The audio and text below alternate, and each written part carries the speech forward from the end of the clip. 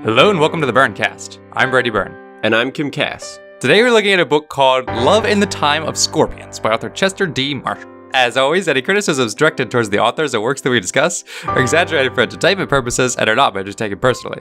Thank you for listening, and we hope you enjoy the show.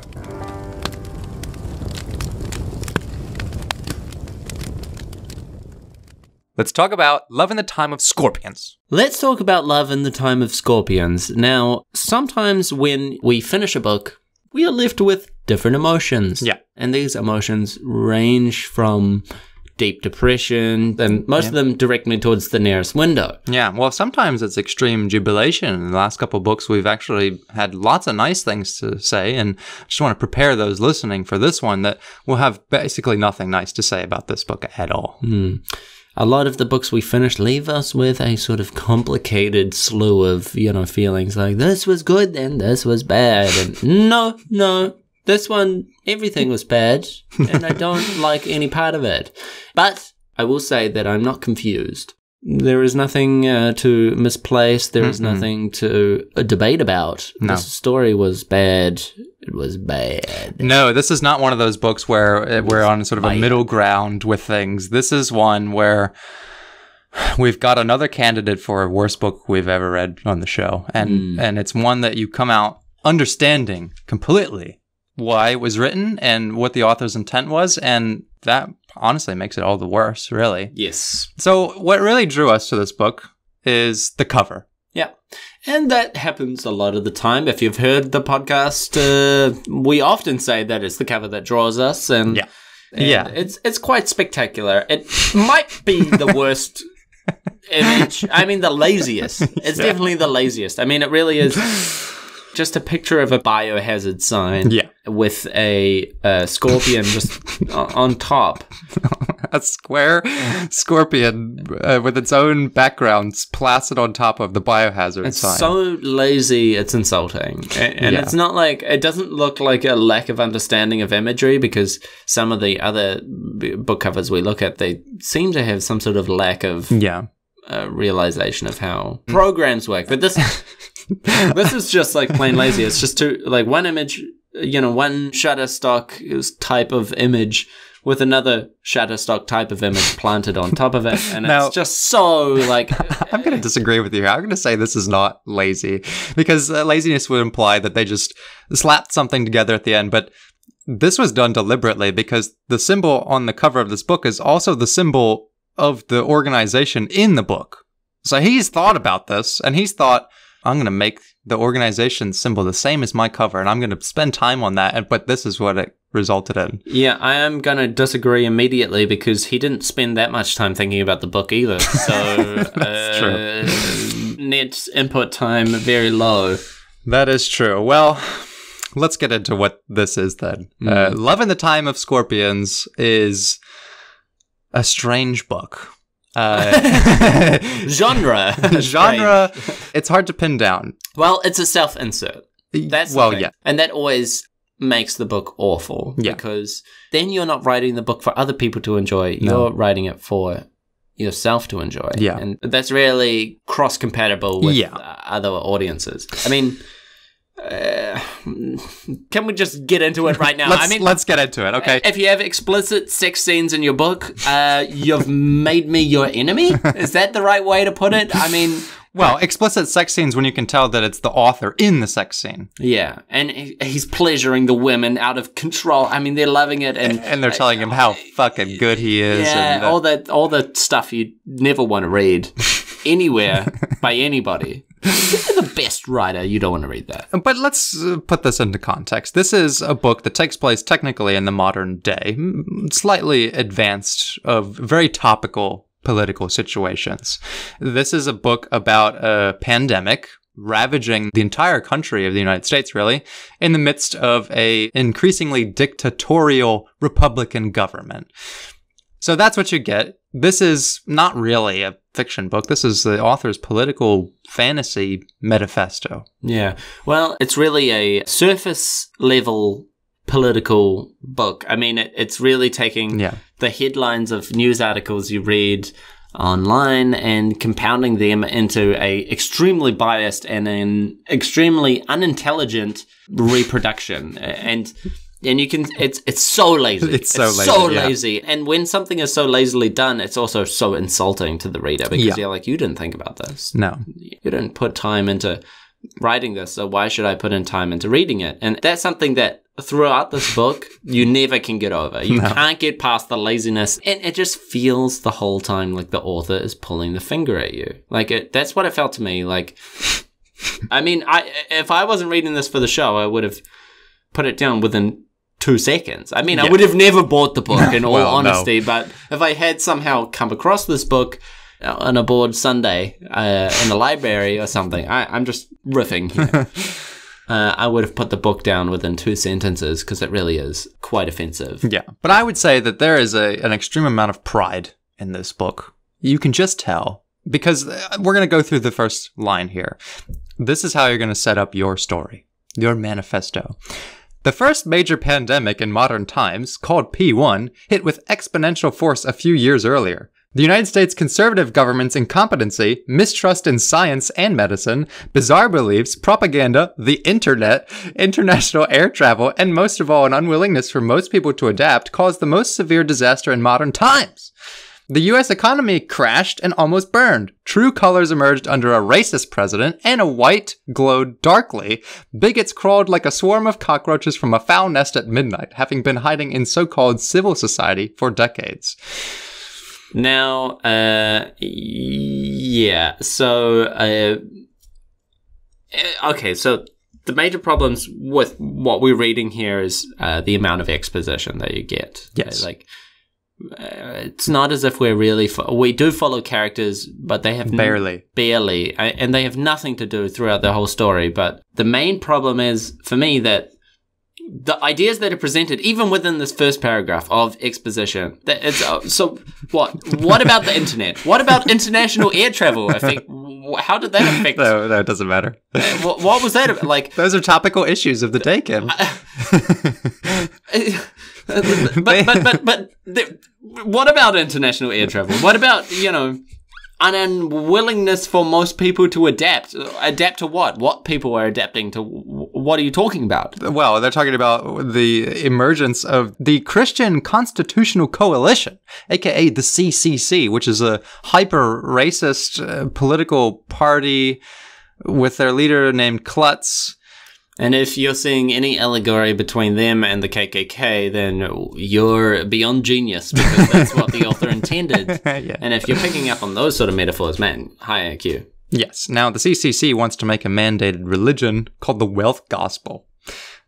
It's like a capitalistic fascist Christianity, basically. Yeah, but these things get so little explanation that you just have to go, they're like headline throw out terms. This isn't really a story. This is manifesto exposition about how shit everything is and where it's trending, but in such a stupid and surface level way, because you're taking, genuine topical concerns about things, but you're coating them in like the thinnest layer of allegory that it's embarrassing, really. It really is. And it shows such a lack of understanding that...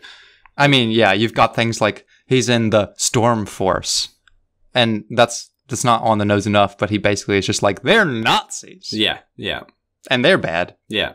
And racism bad. Racism is bad, and racists have little dicks. Yeah, no, that's like the biggest idea in the whole story is that racist people, little dicks, liberal people, massive dick. Yeah, no, I'm not even joking. No, you're not joking. That's a literal plot point. That comes up over and over again. And to give it some sort of reference point, that topic is explored multiple times, while the main characters don't have anything to, their whole plot, this couple, they're just, looking for a place to stay. Yeah. To live. And they're like, should we go to Idaho? I don't know. It seems pretty shitty in Idaho. Maybe we should go to Montana. I don't know. That place seems kind of shitty too. What about the Rocky Mountains? Oh, that seems so far away. That's, the whole book. That's most of the dialogue. And then along the way, they encounter racists who talk like they're inbred savages who just and literally and this is one of my pet peeves in writing is when you have broken English written out, that's not how you convey those sort of things. Like, if you write things in silly, broken lettering, it goes way too far. Way, way, way too far. And it shows you a lack of humanity for the opposition side, you know? Yeah. If everyone that has a different political belief to you have this idea about them that is just subhuman, basically. Subhuman. You're like literally a Nazi. Yeah. That's like, yeah. I mean, need I say more? Come on. And it's really insulting. And meanwhile, the main character, Jake, who is the author, he listens to Mozart in his car, and he can play Chopin on the piano. Yeah. Meanwhile, and he drives an electric car, so he's conscious about I get so mad. I get so mad thinking about it. And now the other worst part about their story, Jake and Serena, the two only characters in this whole book, is that they're in love.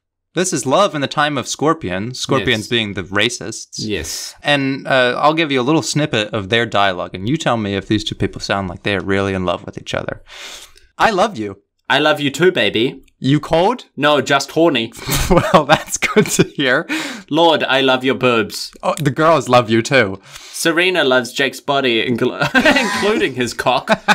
It's circumcised, the length and width of a large banana when erect, with an outsized head the size of a small plum, and tightly hung balls. She loves him regardless, but this is a substantial bonus. There's an You can't have dialogue without dick talk, right? You can't have lovey-dovey. These characters are in love, and they're in love because she loves his plum-sized balls. And his large banana. There's an inordinate amount of comparing genitals to fruit and things. And we'll stop it there, but let's just say that... No, we're not going to stop it. It tells you all about how Serena's got a blueberry-sized clit with tits like raspberries and breasts the size of honeydews. It is actually the worst thing I've ever read. It is. And okay, so you shouldn't just... obviously, all rules in writing can be broken within the right context, but just please... If you're writing stories out there, don't write sex scenes. Just don't write them. No one wants to read that. Like, honestly, it doesn't really work unless you're really good at writing and you've got a really good reason to do so. But in all honesty, just avoid it. I'm not giving writing advice for good writers. I'm just giving basic writing advice. Because, like, handling a sex scene with, the grace that it might deserve. Sure. And you can write like more callous, more rough sex scene, I guess. Sure. But providing that it has meaning beyond the enjoyment of the sex scene, You don't think it's graceful to describe a clit as a blueberry? Why fruit? Why? Like, what? Fruit? It's an aphrodisiac. Now, if you're looking for more insights into the level of commentary we're getting in this book, after they encounter their first batch of racists, Jake tells Serena what's wrong with the world by telling her, "You're a woman, and you're black. Plus, you're smart, educated, and an atheist. They don't like your kind." Yeah. Now, it would be... I want to say, obviously, this is like a liberal-minded book. Sure. But it's also very, like... indulgent in the fantasy of like a extremely racist world. Yeah. It's a book that chooses to believe in the worst of humanity in a really, really, really, really, really immature fashion. Well, that's the thing is like modern racism and the de-evolution of human intellect and that sort of thing are genuine things you can discuss and you can be worried about in the modern day.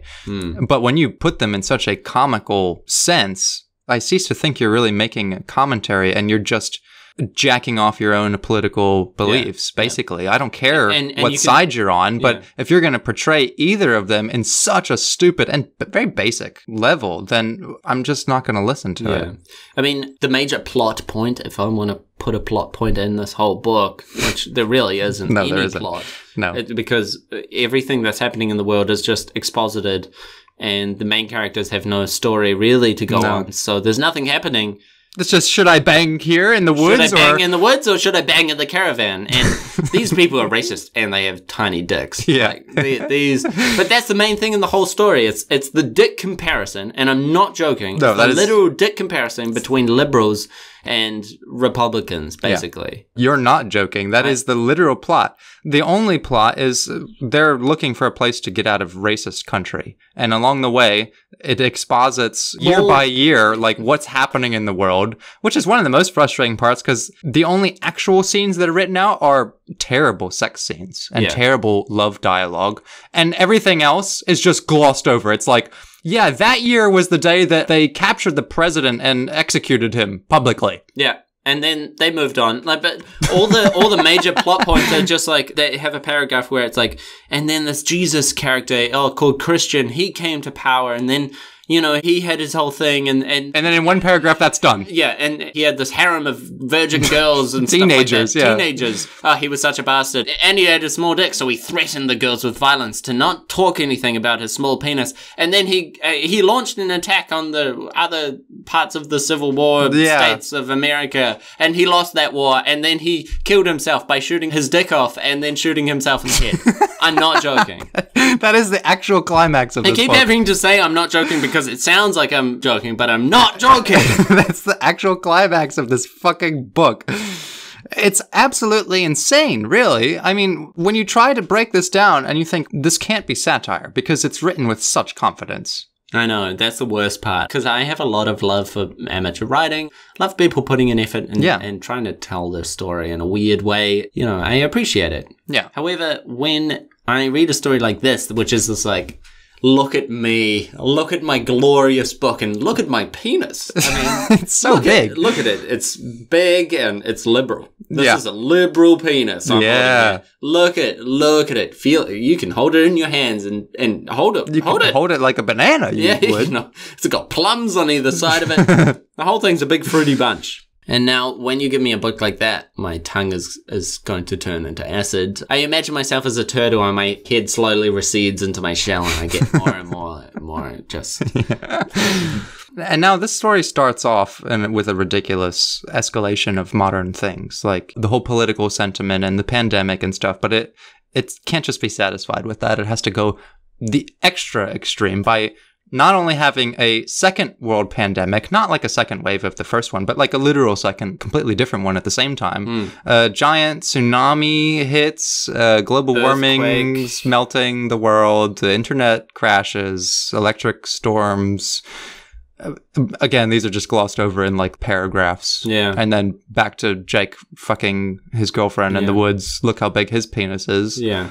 And it's weird because I would almost put this into like post-apocalypse, except not really, because they're having a mean time driving around the country in their RV and just chilling out and, you know, having fun. And it's trying to make it as if it's like, oh, we're really struggling for a place to stay and what about our jobs and stuff? Well, I mean, do you really care about your jobs? No. It doesn't seem like that's a problem anymore. You're just driving from place to place. Yeah, at the end of the book, they're like, how are we going to get work? Literally chapters before, you were talking about how there was a liberal Holocaust, and that was just skipped over. Yeah. And that's it.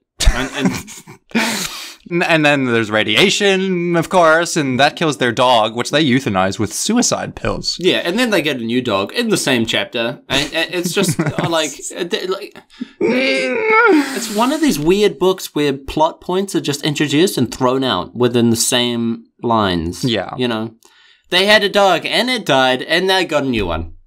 Okay, great. Thank you so much for that information. Your story is brilliant, and your penis is so big. It's extremely large. It's so big. This book is a testament to its size. Yeah. Now, the other really annoying thing they do is they have all this, like, changing of the names. The KKK is the CCC, and they're like, oh, I wish I had Gaggle Maps to find out where I hate that. I hate it. As if you need to change the terminology in your book because I don't want Google coming after me because I named them in my book. Well, but that's the thing is, you know, they have like QAnon. That's in this story, it's Xenon. As if QAnon's going to come to you and be like, hey, you misrepresented me in your book. Like, but that's the thing is he doesn't go all the way with it because at times he's just like, it was Donald Trump. Yeah, and Hitler and all these things. And it's like, I try to get into the mind of someone writing this. and thinking, this is my view of where things are going, and, I'm going to draw parallels and this sort of thing. And when you think about allegory, you think of stuff like 1984, and you look at what is an allegory. It's taking like archetypes and real world situations and making parallels to them and that sort of thing. But you're not making parallels if you're literally just using relevant modern political things and changing one letter in the name. Yeah. That's not an allegory. You're not writing 1984, you're writing trash. Yeah. And you're putting in so little effort. Yeah. And now, as the story progresses, what little story there is... there is none. No, there is no story. Yeah, I wish I had more to talk about, really, There is, let's go to this location. And bang. And bang, there. And, oh no, there are racists around, so we have to be careful, but, they're easily outwitted. With my life? I just kind of want to settle down somewhere with a nice house. And I'm just dealing with this huge challenge of which luxurious location can I go to and set up my massive RV and then bang my girlfriend and be correct about all my political opinions. Now, what was really funny about this dynamic of the traveling to different locations is that you don't really get a sense for any reason for them to be changing their course. No. Right? It's just like, we're traveling south. This doesn't seem right. Let's go north. And then, maybe we should go up to Oregon or Idaho. Or it's just like, the characters don't even know why they're traveling around. They actually, when it comes to the dialogue, and the dialogue is awful. Every time the characters talk, they're just like, should we go here? I don't know. I guess so. It's like Jake and Serena just have so little to go on. They don't even interact with the fucking story that they're in. Yeah. Because the chapters are year 1, year 2, and it goes up to year 13. And so you have 3-4 pages that's a whole year. Yeah. And it's talking about pandemic president is executed publicly and all remaining Nazi sympathizers are also executed. And that's skipped over blatantly. And it's like, how long are these two idiots in the fucking woods? And they're just riding around in their caravan. And this is supposed to be multiple year. And they're still deciding, should I go to Idaho or Montana or should we go to California or where's the best? And not just that, but the places they're going doesn't reflect what it's setting up. It's now the US is like the USSR of Russia. And it's not the 50 states anymore. It's Eastern U.S. and then a new country is made. The Christian states. But they're just moving around it. It doesn't matter. It doesn't actually reflect the story that they're in, the overarching one. It's not like they get stopped at some sort of new border control that's this is a new country, this is a new state. No, there's none of that interesting, what would happen in a divided United States. It's let's pack up our RV and I'll take out my massive liberal dick and I'll show those Republicans how it's done. Yeah. That's basically show up to location, bang, move on. Yeah. And then Republicans suck, liberals awesome. This isn't a book.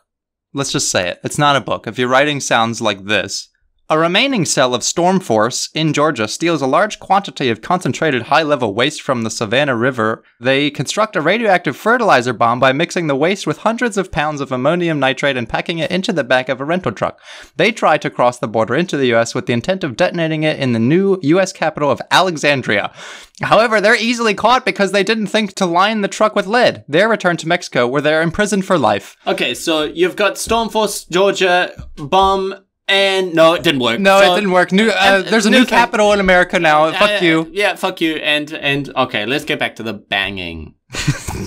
Not to mention, it's really stupid, the actual overarching thing.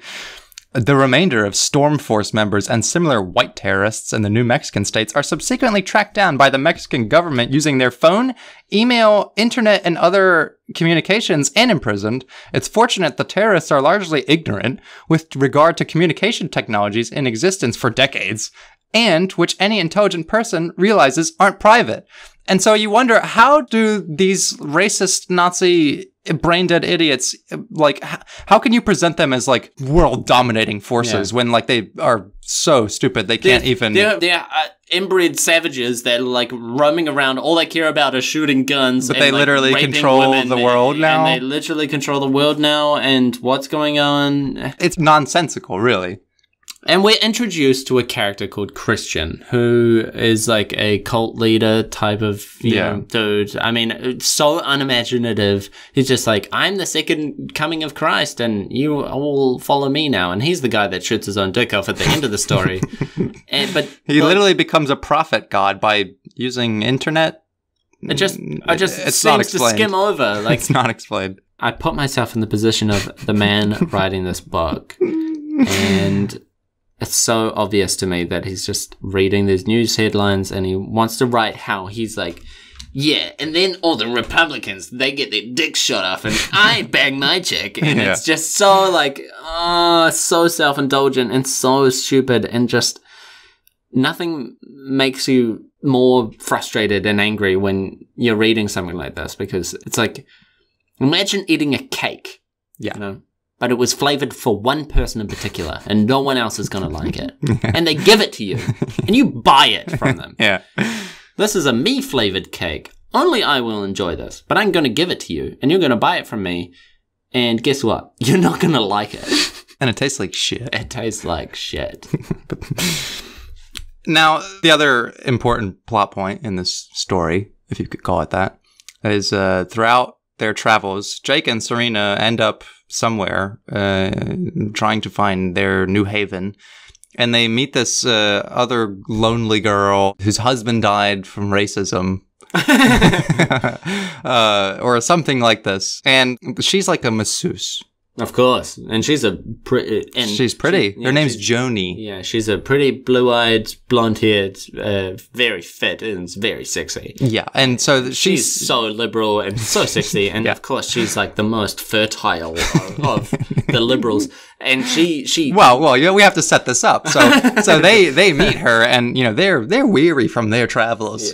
Yes. And they get a massage from her. First Jake, then Serena. Yes. And of course, as Jake is getting his massage, Serena notices how close her hands are becoming to his thighs, and the erection that is building and building. This massive banana and these plums that are suddenly bulging up of the fruit bowl, and you know the many blueberries are being tossed around, and also peaches. And they look at each other, and they seem to be a bit uncomfortable at first, but of course they come together. Swelling in the fruit. Yes, and swelling in fruit. But they all know what's going on. Yes, it's not being spoken about, but it's happening. It's happening, and it's happening now. Three liberal minds all melding together. It's very liberal, very open. We've all found a common fruit bowl. And then they bang. And, of course, Jake is just the master pleasure man. He can pleasure any girl many times, and the girls are just exploding. Oh, I love you. I love you, and I love you. And, and Jake's just like, oh, wow, I'm such a liberal. Like, so amazingly. But I would like to serenade you all with some of the dialogue. These sections. I'm going to freak out. If I read this is when Jake is asking Serena if she's cool with them having a sexy threesome. And he says, Serena, you sure you want to do this? Why not? It's as safe as it can be, and she's really nice. She's obviously keen. She was checking out your big boy. And I saw you checking out her perky titties. Yeah, well, she was certainly checking yours out and spending a lot of time on your fine butt. You have to promise you won't be jealous. Back at you. It's all cool. And she's hot.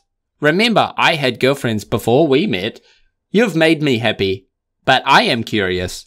What the hell? It's the apocalypse. Yes. Now this precedes the worst sex scene and the worst dialogue you could ever imagine. Yeah, it's... Well, that's another part of this that I love, is they have this talk where they're like, oh, it's so safe. They've been talking this whole time about how, like, rampant STDs are and how you can't go to, like, you know, hospitals because they're overwhelmed with racism and all this stuff. And they just meet this hot girl and they're like, yeah, no, we don't have STDs. Do you? No, I don't. Okay, let's fuck. Yeah. Well, but she's a pretty girl, and she's liberal, so she can't have STDs, right? Yeah. Only racist. She was checking out his big boy. Yeah.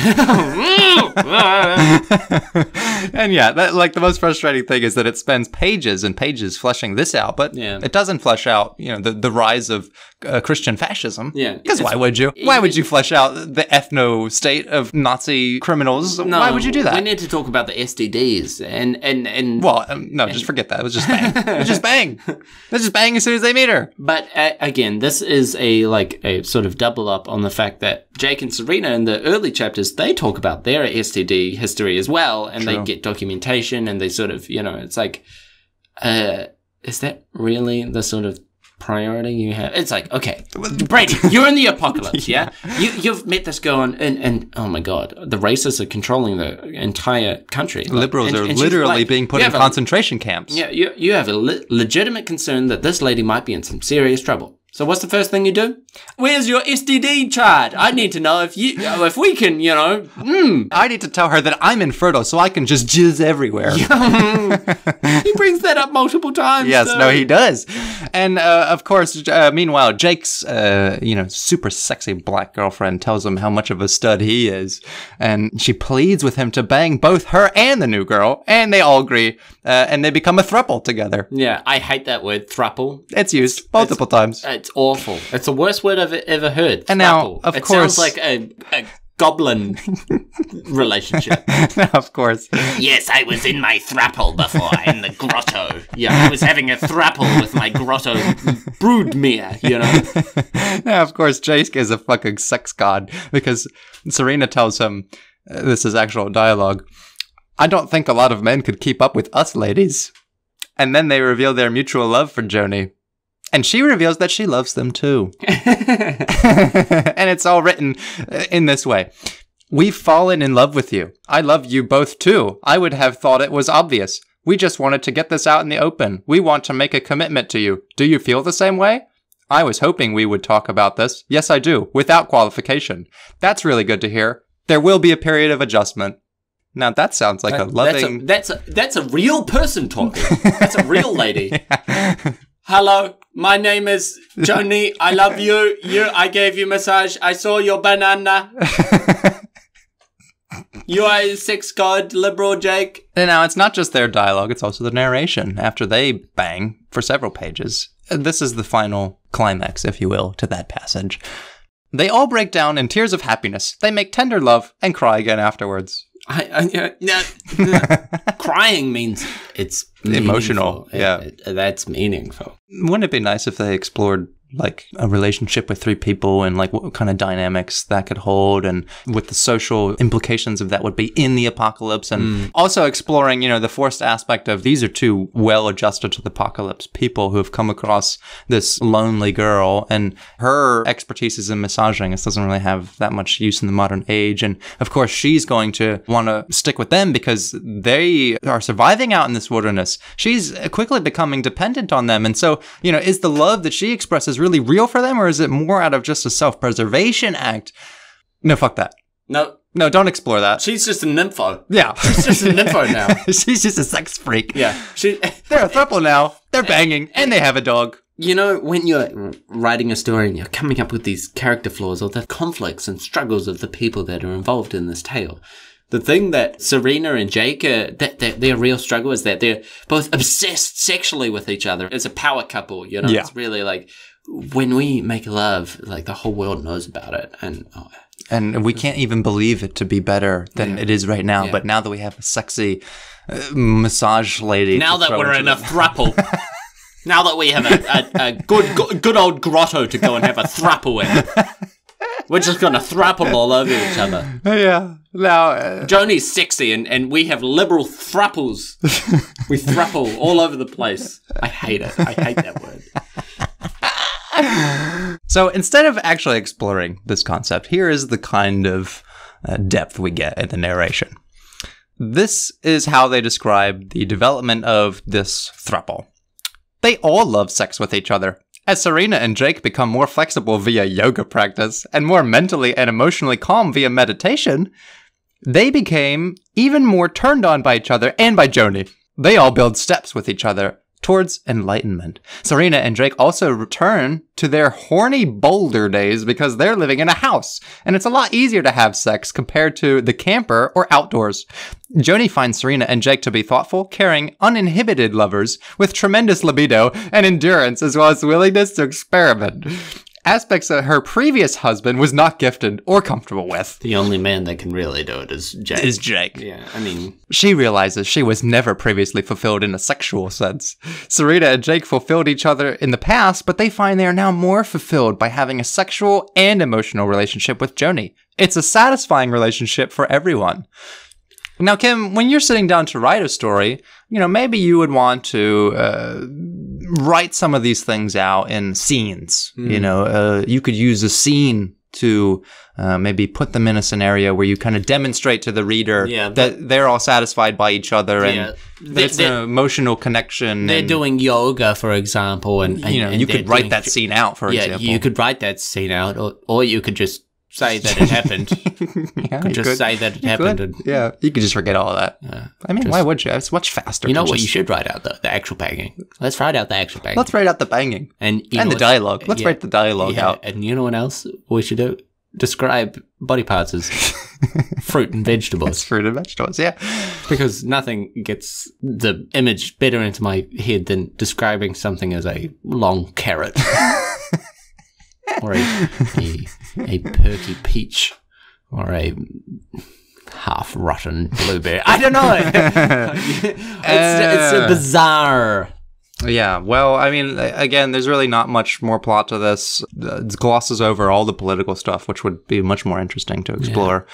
President God shoots his dick off, shoots his head off, kills his teenage wives, and liberals take over the government.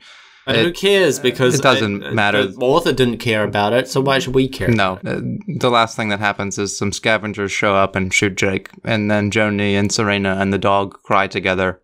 And then Serena gets cancer, and then a year goes by, and Serena and Joni take the suicide pills. The end.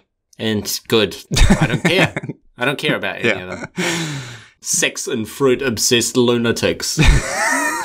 You know why this is such a self-insert? It was a kind of a Sean Saunderson kind of act. Sean Saunderson being the unfortunate addition to another pornographic action book that we read, who gets tumbled off the side of a cliff because he's no longer needed in the story. And we have to get the main character to bang the two bimbos. Yeah, and he can't be there for that. This is actually very similar to that. Oh, yeah, definitely. And now there is a sort of the main character dies, and how can you have the self-insert die? He's not going to be able to bang for the rest of his life. But notice how after he dies, the relationship falls apart, and it's not working because they don't have that banana between them to really salivate all over. So of course the relationship falls apart, and without him, it's just not going to work. But they kill themselves for him because, and it's so it's not like they live happily ever after, and actually they live quite happily together, Joni and Serena. Yeah, but they move past this death in their throuple. But they just don't connect as well without the two plums binding them. They need those plums. They need the berries. They need the big bundle of fruit between them to connect their fruit, and the fruit matches together, and then to a nice smoothie blend of a throuple. Yeah. And so without Jake, the relationship collapses, society collapses, and the author's mind collapses. If it was ever intact to begin with. Yeah, you lost me there because you said author's mind, and I don't see much of an author's mind in this book. It's a regurgitation of the headlines from the past 4 years. Yeah, that you would see on Reddit. Yeah. And really bad misinformation sort of headlines that you get, and then a very biased and very ignorant sort of and I don't care what side of the political field you're on. If you're talking about the other political side having little dicks, I don't care what side of the field you're on. You're not speaking with any sort of clarity. No, you're not making a profound statement about modern politics or climate change or any of that stuff. You're just everyone who disagrees with me has a tiny dick and is stupid and is a smooth brain. And me, well, I get all the chicks. I get the chicks. I have a huge dick. It also has this weird, kind of message in it about, rejecting technology and, isn't technology bad? Jake and Serena live in the woods now, and they don't use the internet, and that's why they're so enlightened. They do yoga and have sex in the woods. And everyone else is literally brain dead. Yeah. Because they read social media, and they follow Prophet God on the internet. Isn't life so much easier now that we live in the woods? It's it reminded me of the Unabomber. Yeah. Because you read something like this, and you think this is someone's manifesto on what's happening that's wrong with the world, and my righteous conclusion to that is having the government dismantled, the leaders executed in public, former Republicans literally put in concentration camps, and then they shoot their dicks off. Yeah. That's your idea of how to fix things. Yeah. Great fucking idea, man. Yeah, great. And what a display of intelligence. Yeah. You know, this is a really embarrassing book. Yes. It's pathetic. It's pathetic. It's horrible. It's so poorly written. I mean, honestly, it's one of the worst things I've ever read, strictly from a writing perspective. Yeah. A complete lack of understanding about plot, pacing, dialogue. And then it's done with that perfect tenacity of like, pretentious and look how great I am, and it's struggling to even pick itself up off the floor. Yeah. I hated this book. I wanted to beat myself over the head with a blunt object. Yeah. While reading it, it was terrible. And it's made me never want to eat a piece of fruit again in my life. Or be in a throuple. I no longer am interested in throuples. Yeah, so, that was Love in the Time of Scorpions. Don't read it. Don't even look at it. Look at the cover.